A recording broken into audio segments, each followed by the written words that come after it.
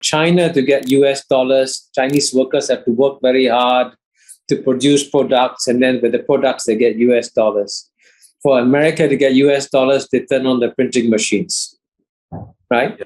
So therefore, it's very, very important for the United States to understand that it should actually now try to build up confidence in the US dollar rather than undermine it further. It's not in American interest to do that. So where do you see the Chinese going now? Chinese are not stupid. They don't do things in anger or on an impulse.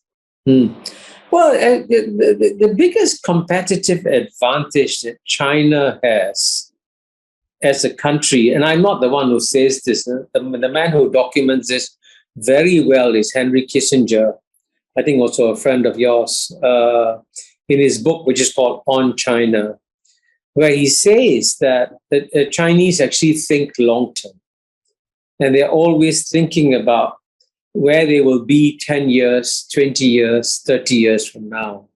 And the Chinese realize that the next 10 years are probably going to be the most difficult 10 years in China's history. Because as you know, as I document in my book, As China Won, which is behind my shoulder, it's when the world's number 2 power is about to overtake the world's number 1 power that you get the maximum amount of pressure coming down on the world's number 2 power.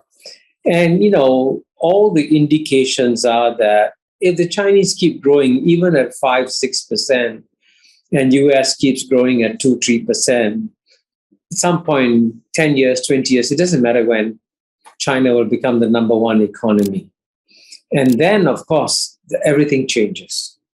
You know, it's one thing when you are number 1.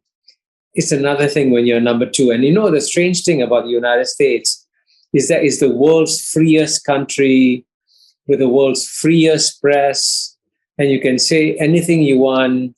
But if you're an American politician and you say a simple fact, which most people will not dispute, that the United States could become the number 2 economy in the world, you're finished. You're toast.